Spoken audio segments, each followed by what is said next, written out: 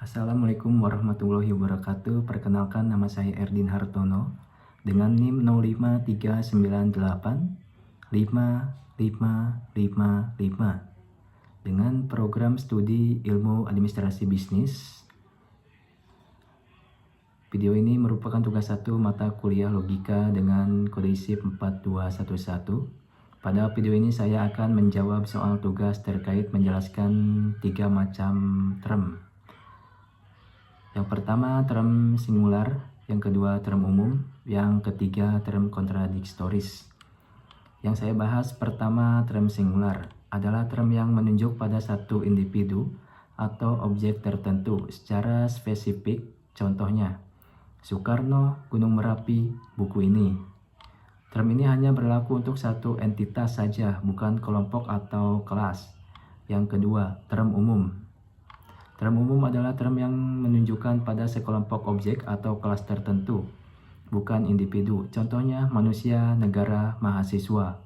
Term ini berlaku untuk semua anggota kelas yang dimaksud. Yang ketiga, terakhir, term kontradiktoris. Term kontradiktoris adalah term yang berlawanan secara mutlak. Jika satu benar, yang lain pasti salah. Contohnya, hidup dan mati, ada dan tidak ada. Term ini digunakan untuk menunjukkan oposisi total dalam logika.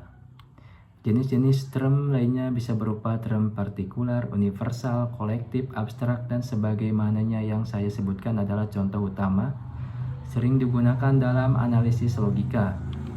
Selanjutnya, contoh bentuk sesat fikir, logical fallacy. Strawman yang pertama. Yang pertama, strawman terjadi ketika seseorang memutarbalikan atau menyederhanakan argumen lawan sehingga lebih mudah diserang.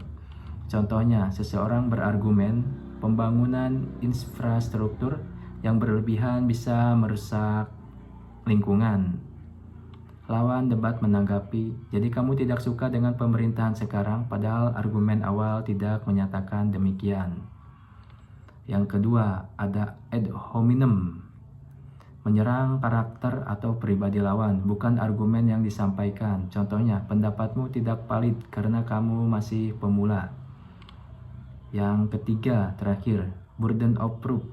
Meminta pihak lain membuktikan argumen salah, padahal seharusnya pembuat klaim yang membuktikan kebenarannya. Contohnya, jika kamu tidak bisa membuktikan bahwa alien tidak ada, berarti alien itu ada. Selanjutnya, cara agar terhindar dari logical fallacy.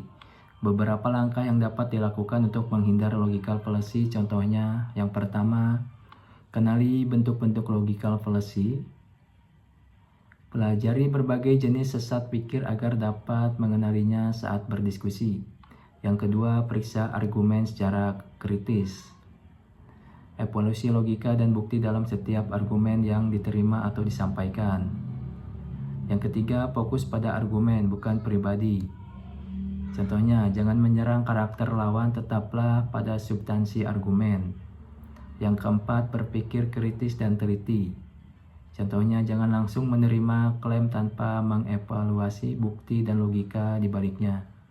Yang kelima, jangan terjebak pada pilihan terbatas.